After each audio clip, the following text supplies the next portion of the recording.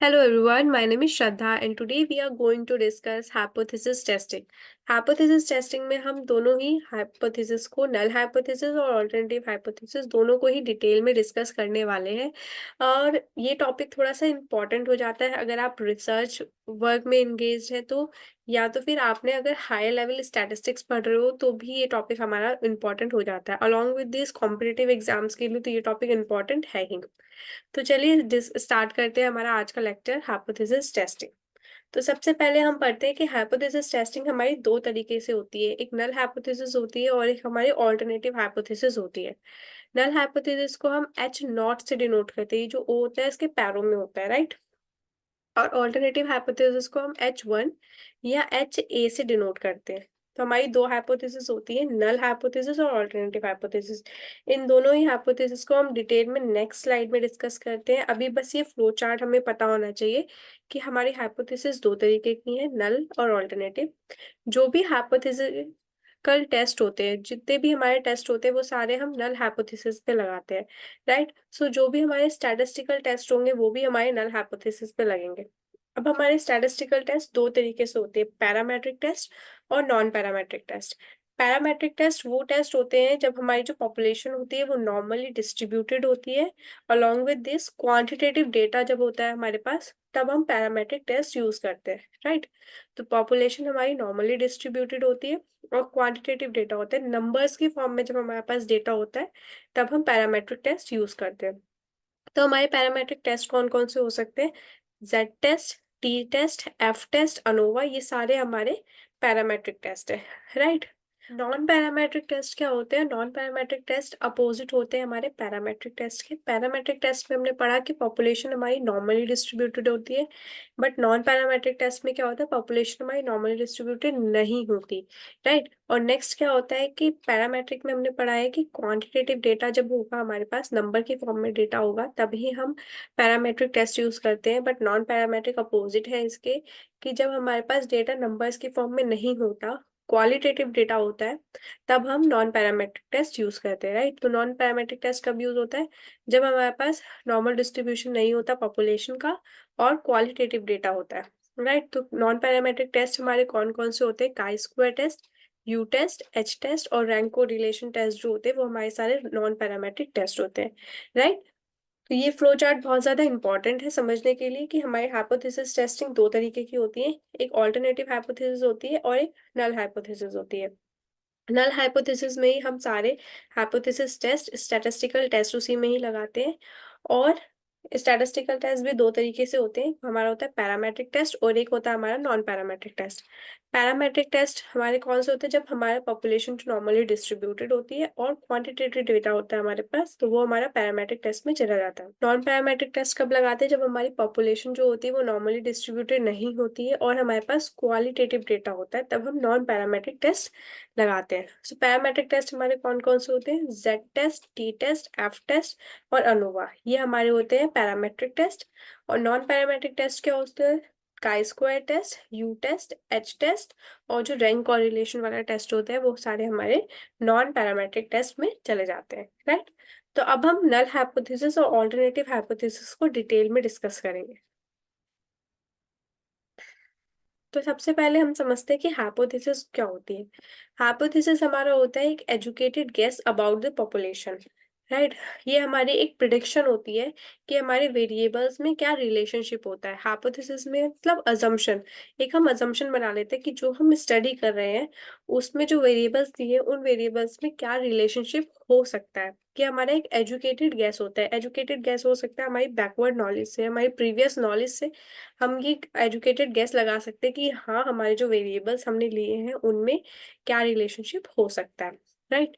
तो अब हम इसको पढ़ेंगे नल और ऑल्टरनेटिव हाइपोथेसिस के अकॉर्डिंग।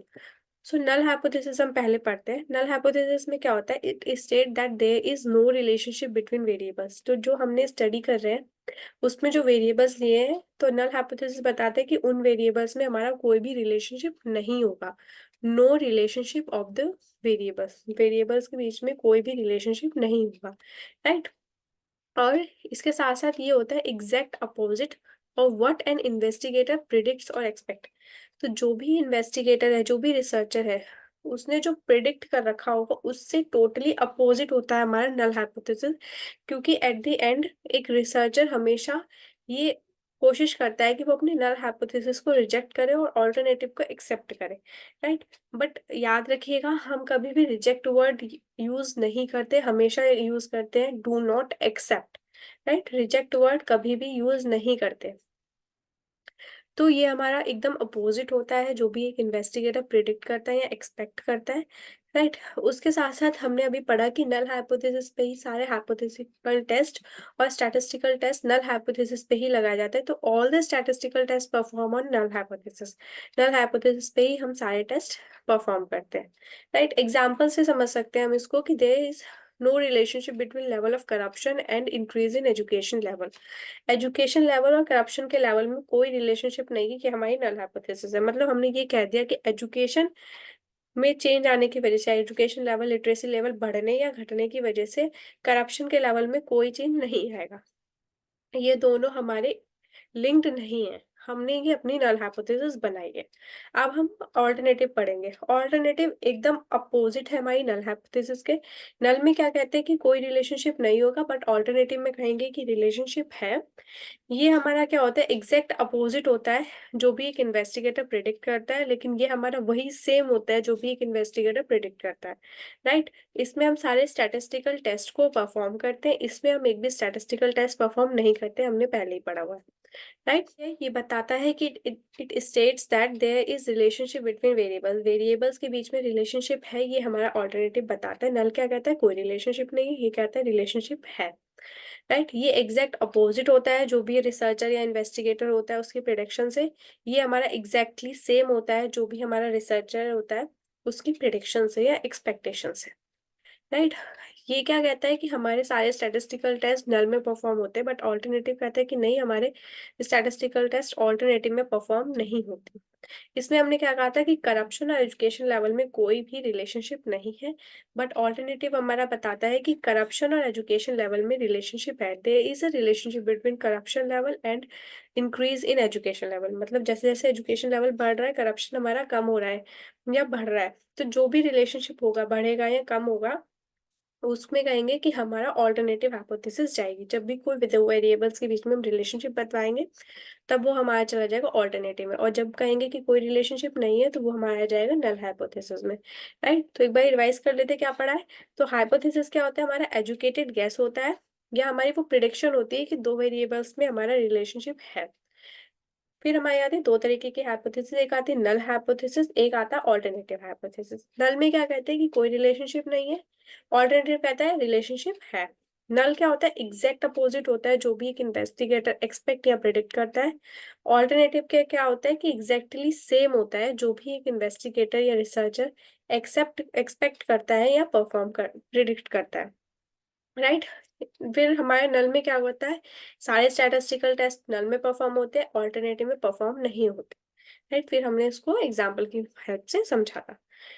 अब नल और अल्टरनेटिव हाइपोथेसिस को समझने के बाद एक हमारा बहुत इंपॉर्टेंट टॉपिक होता है जो होता है हमारा टाइप्स ऑफ एरर, कि हम कितने तरीके के एरर कर सकते हैं अपनी एक रिसर्च में। तो दो तरीके के एरर होते हैं, टाइप 1 और टाइप 2 एरर। तो अब हम इनको भी समझना बहुत ज़्यादा ज़रूरी है अगर आप रिसर्च वर्क में हैं या फिर सोच रहे हैं रिसर्च करने की। ये टॉपिक हाइपोथेसिस टेस्टिंग का बहुत ज़्यादा इंपॉर्टेंट टॉपिक होता है। सो नल हाइपोथेसिस हमारी या तो ट्रू हो सकती है या फॉल्स हो सकती है, सही हो सकती है या गलत हो सकती है, राइट। और या तो हम नल हाइपोथेसिस को एक्सेप्ट करेंगे या तो हम डू नॉट एक्सेप्ट करेंगे, मतलब उसको रिजेक्ट कर देंगे। बस ये है कि डू नॉट एक्सेप्ट लिखा है मतलब हम रिजेक्ट वर्ड का यूज नहीं कर सकते, बस आप समझने के लिए कह सकते हैं कि या तो एक्सेप्ट करेंगे या तो हम रिजेक्ट करेंगे, राइट। तो ट्रू होगी हमारी हाइपोथेसिस और हम उसको एक्सेप्ट नहीं करेंगे, तब हमारा होगा टाइप 1 एरर। इसको हम ऐसे समझ सकते हैं कि कोई इंसान सच बोल रहा है और हम लोग उस पर विश्वास नहीं कर रहे, तो ये हमारी हो जाएगी पहली गलती। ये हमारा हो जाएगा टाइप 1 एरर। तो टाइप 1 एरर क्या होता है, जब हमारी हाइपोथेसिस सच सही है, ट्रू है, लेकिन हम उसको एक्सेप्ट नहीं कर रहे, तो वो हमारी हो जाएगा टाइप 1 एरर। इसको हम अल्फा से डिनोट करते हैं। और टाइप 2 एरर कब होगा, जब हाइपोथेसिस हमारी फॉल्स है लेकिन हम उसको एक्सेप्ट कर लें, तो वो हो जाएगा हमारा टाइप 2 एरर, राइट। और इसको हम ऐसे समझ सकते हैं कि कोई इंसान झूठ बोल रहा है और हम उस पे विश्वास कर रहे हैं, तो ये हमारी हो जाएगी दूसरी गलती। तो हम 2 तरीके की गलती करते हैं। पहला, कि कोई सच बोल रहा है, उस पे विश्वास नहीं करते, ये हमारी पहली गलती हो गई। दूसरी गलती, कि जब कोई झूठ बोल रहा है और हम उस पे विश्वास कर लें, ये हमारी दूसरी गलती। तो इसी तरीके से हम हाइपोथेसिस टेस्टिंग में भी करते हैं कि नल हाइपोथेसिस अगर ट्रू है और हम उसको एक्सेप्ट नहीं कर रहे, तो वो हमारा टाइप 1 एरर हो जाएगा। और नल हाइपोथेसिस जब हमारी फॉल्स है और हम उसको एक्सेप्ट कर लेते हैं, तो वो हमारा टाइप 2 एरर हो जाएगा, जिसको हम बीटा से डिनोट करते हैं, राइट।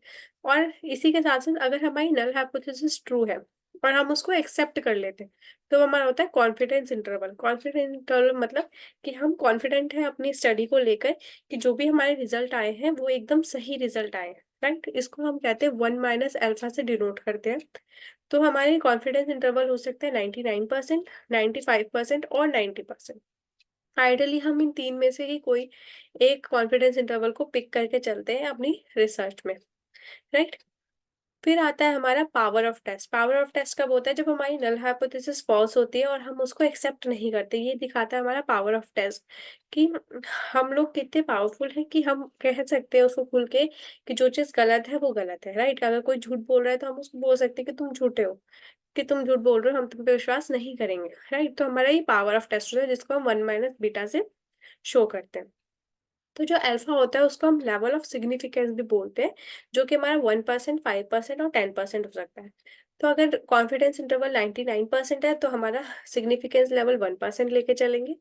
95% है अगर, तो हम 5% लेके चलेंगे। और 90% लेंगे अगर कॉन्फिडेंस इंटरवल, तो हमारा लेवल ऑफ सिग्निफिकेंस होगा 10%। लेवल ऑफ सिग्निफिकेंस का मतलब है कि कितने परसेंट चांसेस हैं कि हमारी स्टडी में गलती हो सकती है, राइट। तो ये हमारा लेवल ऑफ सिग्निफिकेंस बताता है कि कितना चांस है कि हम कुछ एरर, कुछ मिस्टेक कर सकते हैं अपनी स्टडी में। तो जनरली 5% लेके चलते हैं। सो अगर हमारी जो पी वैल्यू है, जो प्रोबेबिलिटी वैल्यू अगर स्मॉलर देन 5% आएगी, तो हम उस केस में क्या करेंगे? नल हाइपोथेसिस को एक्सेप्ट नहीं करेंगे, राइट। तो क्या हो गया? ये हमारा नॉर्मल डिस्ट्रीब्यूशन है। एट द पीक हमारा मीन, मीडियन, मोड जो होते हैं वो बराबर होते हैं, राइट। हमने मान लिया कि हमारी जो पी वैल्यू है 5% यहाँ पर है।